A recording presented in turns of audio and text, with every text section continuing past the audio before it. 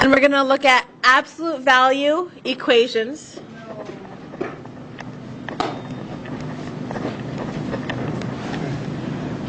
Can you see?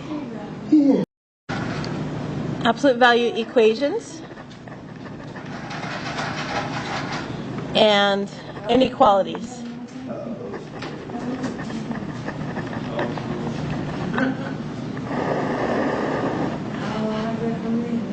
Okay. So now let's just look at absolute values for a second, okay? Absolute value. We know what absolute value means, right? What does absolute value mean?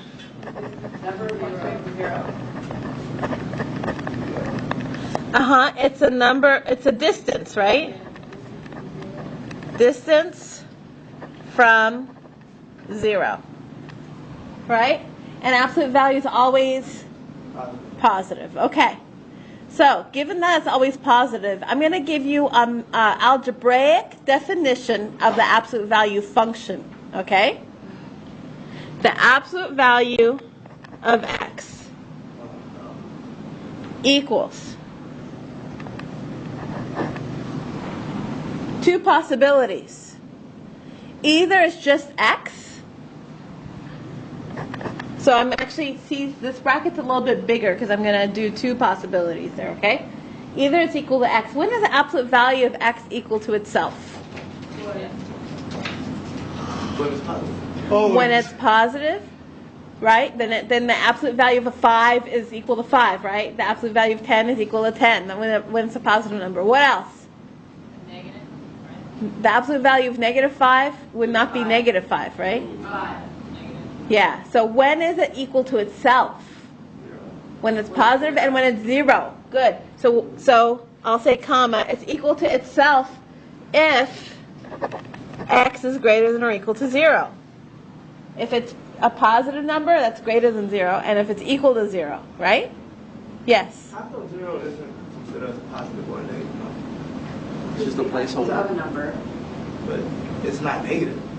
No, it's not negative. It's neither, sort of. But, It's neither Yeah. there nor there. Yeah. Magic. So now, what if x is a negative number, like negative 5? Then the answer is positive 5, right? Yes. The answer is then, in that case, what is it? If you put a negative number into the absolute value, isn't the answer the opposite? Yep. Right? It's a positive number. If you put a negative number in, it's the answer's the opposite. It's positive. So to say it's the opposite of what you put in, we're going to say equals negative x if x is negative. So this is really meaning the opposite of x. This does not represent a negative number. Because this says if you put a negative number in, you're going to get the opposite of the negative number out, which is positive. So let me give an example of each. Example, the absolute value of 5 equals 5. Right? That's a positive example. And then another example, the absolute value of negative 5 is actually, by this definition here, it's the opposite of what you put in. So how do I write that? The opposite of what I put in. The opposite, the first minus sign says the opposite, so I put a minus sign there, okay? And then the x is negative 5, isn't it? yeah. So I put that in the parentheses. So what do you get? Positive 5. So this is just to show you what's coming out is not negative. Even though it looks like a negative number here, it's not a negative number. Negative x is not a negative number. Negative x depends on what x is, and since, yeah. It's always going to be positive. In this case, it's always going to be positive, right? Okay. So that notation can be a little bit confusing. That's why I'm showing it to you that way. All right. So now, let's solve a couple of simple absolute value equations. Let's say I have the absolute value of x equals 4. There's an equation. It's got an absolute value in it. Whose absolute value equals 4? Negative 4 and 4. Yeah, so x equals 4, I'll say the set, negative 4, comma 4. Is that okay? Since I can list them, I might as well just list them, right?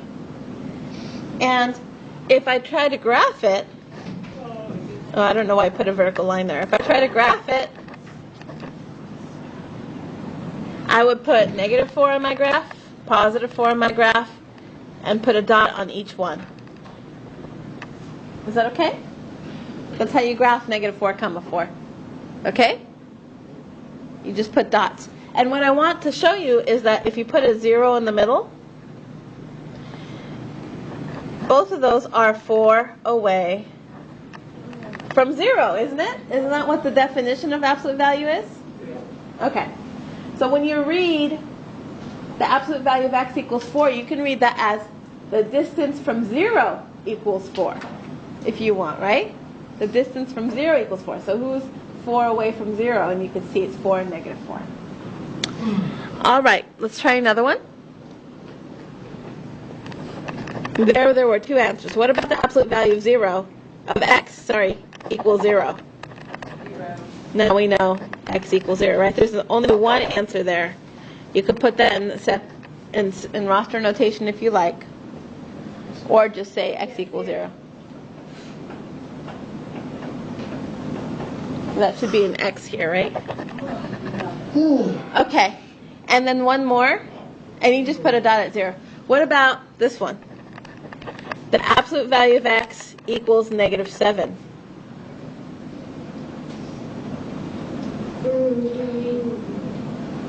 Say again? It can't be? How come? That's not right. That's not right. What's wrong about it? Can't be negative. Yeah, you can't have a distance equal to a negative number, right? Absolute value cannot be negative. So the answer is no solution. Or you can write the empty set. Remember that? If you wanted to write set notation. All right, so you really want to be super careful that if at any point you see absolute value equal to a negative, that you stop in your tracks. Right? Okay. So now, let's do some more interesting ones. The absolute value of 2x plus 5 equals 13.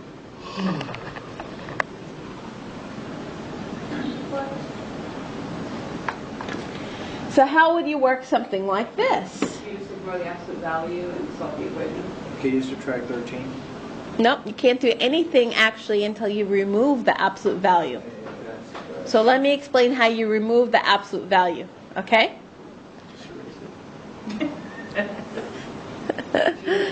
So cover up the 2x plus 5. Ignore what's inside. You like my nails? You like my nails? That booger green. Oh, yeah. So cover up what's inside the absolute value symbol. Yep. And ask yourself, what the absolute value of what equals 13? 13 or negative 13. 13 or negative 13.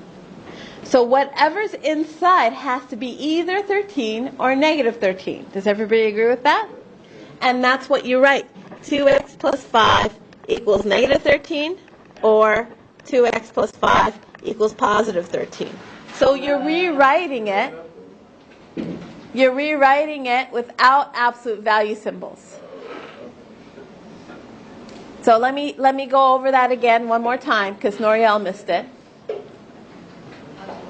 If you cover up the middle here, ask yourself the absolute value of who is 13? 13 or negative 13, right?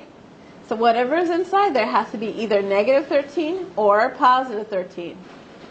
Now that we've removed the absolute value symbol, now we can try to solve it. Now we can do all those things. Uh-huh. Okay. So we're going to go ahead and just quickly minus 5 from both sides. And the same thing over here, minus 5 from both sides. What do you get? You get 2x equals negative 18. And 2x equals, what is it, 8? Yeah, it's 8. And then divide both sides by 2.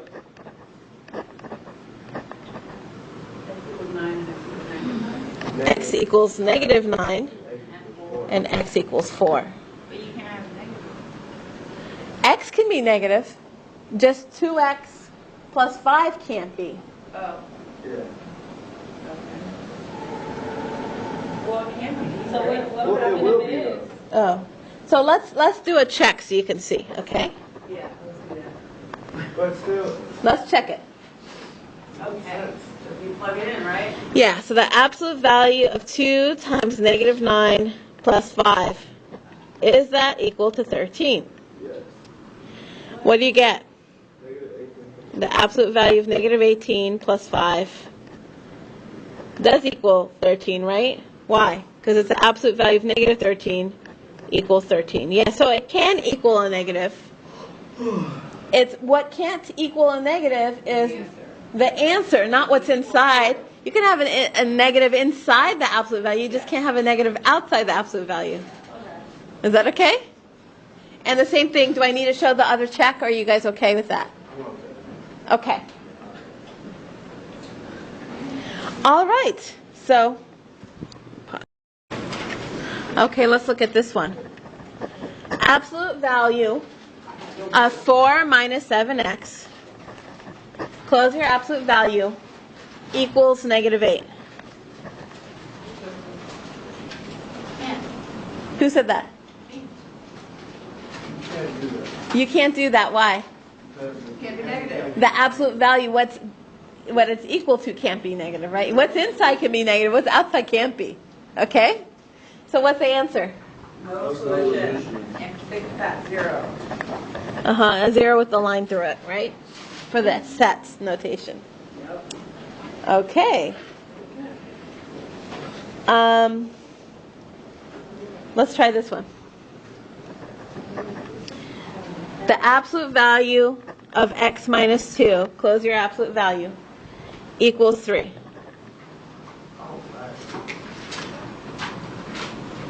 What to do, what to do? You write two equations. Uh-huh. So what are my two equations going to be? And You gotta cover up your x minus 2. Cover up your x minus 2 and ask, the absolute value of what equals 3? What's inside here has to either equal what or what? negative 3 is 3. Negative 3 or positive 3, right? So that's what you write.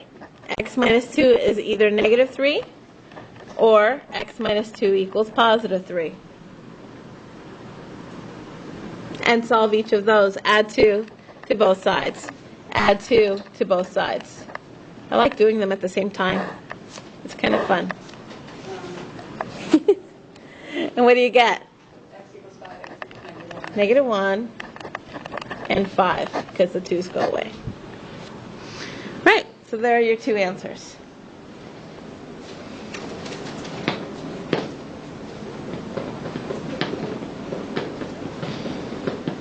Okay, let's go home. Yeah. What about if you have two absolute values? No. Oh, yes. Let's look at something that looks like the absolute value of A equals the absolute value of B and try to solve that. Well, I'll give you an example, a simple one. Two equations, right? You have 4. No, just 2. I'll give you an example. They aren't both variables. I'll show you in a sec. If I have the absolute value of x equals the absolute value of, I don't know, negative 5. Here's an example, okay? So how can two absolute values equal each other? The same number? They could be the same number, or they could be opposites. You guys are on it. So two possibilities, either A equals B, or A is the opposite of B. Everybody agree with that statement? Oh my goodness. In this case, either x equals negative 5, or x equals, how do you say the opposite of negative 5? Minus 5, the opposite of negative 5, which is positive 5. So either they're the same or they're opposites. That's how two absolute values can equal each other. So let's look at one with a tiny bit more math in there. How about the absolute value of 2x minus 3 equal to the absolute value of x plus 5.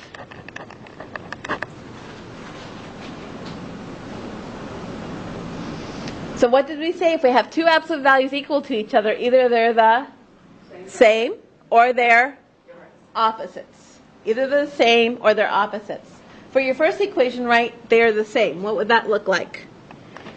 2x minus 3 equals x plus 5. Or, how do you say they're opposites? Well, you say the first one, 2x minus 3, is the opposite of the second, x plus 5. Does everybody see this means they are the same or they are opposite? Yes. And those are your two equations that you're solving now. Subtract x from both sides here. You get x minus 3 equals 5. Add 3 to both sides. X equals 8. Here, what do I have to do? On the right side. What about the minus sign? Distribute the minus sign. You get 2x minus 3 equals negative x minus 5, right? Changes them both to negatives. And now solving, I'll add x to both sides. 3x minus 3 equals, my x's cancel, and I get negative 5. Add 3 to both sides.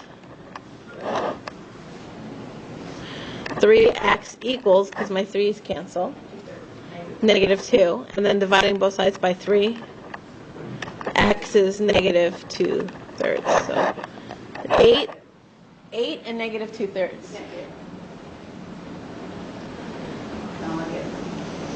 It's okay, you don't have to like it. That's what I tell my kids. They have to eat their peas. They don't have to like them. It's not bad, right? So just remember that if you have two things two absolute values equal to each other, that either they're going to be equal to each other, meaning the same, with no absolute value. Literally, I just dropped my absolute values over here, right? Yep. Or you say one is the opposite. One is the opposite of the other. Add a negative sign to distribute through. Right. And it really actually doesn't matter which one I put the minus sign on. Yeah. Right? One of them is the opposite of the Yeah, it doesn't matter. You just say, I mean, if one is the opposite of this, if A is the opposite of B, that also means B is the opposite of A, right? So it doesn't matter which way you write it. But don't write it in both places, right? Only in one. Okay. All right. Take a breath. Inequalities. Inequalities, same section. Inequalities with absolute value.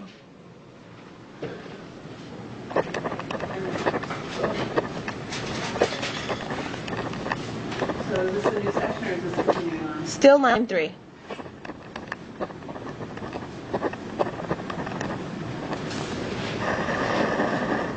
Okay. Inequalities with absolute value. Let's start simple. Okay, again, I want you to focus in on the language. In fact, for these problems, I'm going to actually be writing the English version of how to read the problem. Really focusing in on understanding what absolute value means. Okay? Because once you figure out what the absolute value actually means, the problem becomes much simpler. Okay? So here's the first example. The absolute value of x is less than 4. We want to solve it and we want to graph. Solve and graph.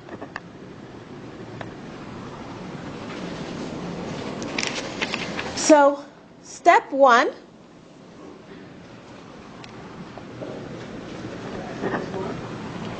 Read it in English.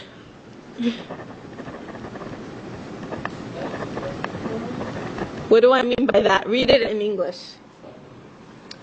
Well, we know this says the absolute value of x, but what's another way of thinking of absolute value of x? The distance from 0 is greater than or equal to The distance from 0 is what? Less than 4.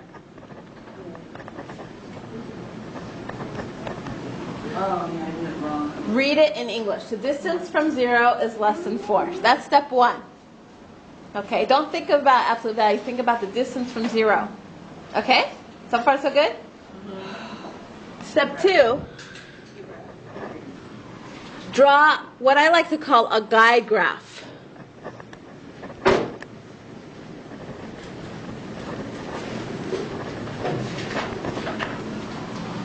Draw a guide graph. All right. So I'm going to draw a graph. And I'm going to put 0 on it. Because we're talking about distance from 0. So in this case, I do want 0 on my graph, okay? All right, now, whose distance from 0 is less than 4? When I say distance is less than, does that mean it's close to 0 or far from 0? Close. If the distance is less than a number, that means it's close, right? Yep. If the distance was greater than a number, I'd say it's far. Everybody okay with that? Yep. Okay, so we're looking at numbers close to 0. Between what and what, you think? -4 and +4. So since they're close to 0, you're going to shade everything around 0. Are you going to include -4? No way. So we'll put parentheses there. And are you going to include +4? No way.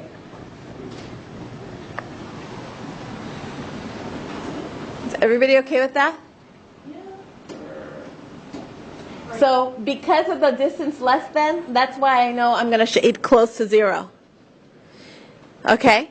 Now, once you have the guide graph, step 3 is to rewrite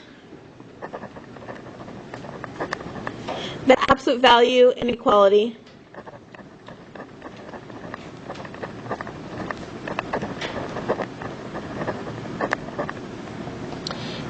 without the absolute value.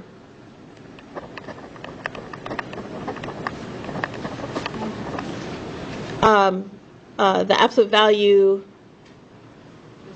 sign. Right. In the case where we have the absolute value of A is less than some number K, I'll say, which is what I have here, you're going to say that whatever's inside the absolute value is between -K and +K. Okay. That makes sense because K is a number. In this case, it's 4. Okay, so let's look at this example right now. I have the absolute value of X is less than 4, right? So what am I going to write? -4 less than X less than 4. Okay? Step 4 would be if whatever A was not solved for X, you'd solve for X. Step 4, solve for X. And then step 5, you'd be graph. Okay. So, but in this case, you could see it's already solved for X. X is already alone. Right? And my graph is already done. Is that okay? Because I kept it simple. I just had my example. The only thing that's inside the absolute value was X. Okay?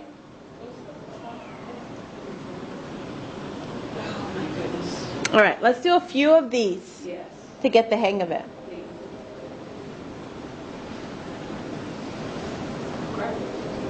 The absolute value,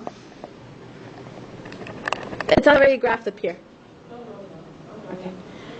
The absolute value of 3x minus 2, close your absolute value, is less than or equal to 4. I don't know why they keep picking 4s. That's okay, I'll go with it. Okay.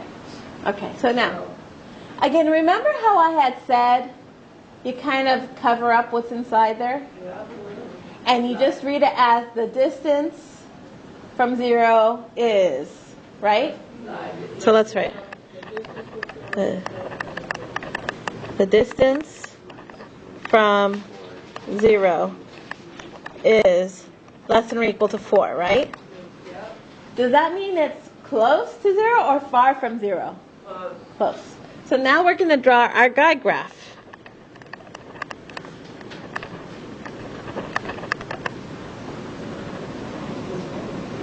The guide graph says whatever's inside the absolute value. I really don't care what's in there right now, okay? But whatever's inside is going to look like what? What numbers do I put on my graph? -4 and 4. And shade where? Between the 4s. Between. And do I include the 4s? Yeah. Yeah, with the equal sign you do. So I'll put a square bracket there and there. So you don't even really solve that one? step 1 was read it in English. Step 2, guide graph. We will. Okay. We're not done. That was not the answer. That was not the answer. Okay. You're going to use this guide graph to help you do what? Step 3, rewrite. Rewrite it without absolute value symbols. You're going to use the guide graph to help you rewrite it without absolute value symbols. Oh, so you do So now, 4 is less than or equal to 3x minus 2. yes, what's in here is somewhere in there, right? Yeah. 3x minus 2 less than or equal to a positive 4. Oh my goodness. So that's, you can see it was not the final answer. It just helped me rewrite it. Okay? So if it's in between two numbers, don't we point the arrows to the left, right? And you put, okay. Solve for x. And now you solve for x, that's step 4. Add 2. Add 2 to both sides. Add. You get -2 less than or equal to 3x less than or equal to 6, because the 2's go away in the middle. Divide by 3. Divide everywhere by 3. Be careful, did I divide by a negative? Yes. No. No, but do watch out for that, right? Do watch out for that. Oh, That was just time for a break. and what do you get? You get -2/3 less than or equal to x less than or equal to 2. So that, if I want to write this in set builder, I'd write the set of x such that, right? So it's all the x's you could see between -2/3 and 2. So then step 5 was to graph. Yes? Oh, never mind. I see where I canceled it. Okay. And your final answer, I know we already graphed, but that graph was not our answer. That was a guide graph. So our final answer is, all the x's between -2/3 and 2. So put -2/3 on your graph, 2 on your graph, and shade where? Does it include the endpoints? Yep. Yes. And this is what I want to show you. Not only does the guide graph help you rewrite the inequality, but it also, your answer, your final graph will look just like your guide graph with different numbers.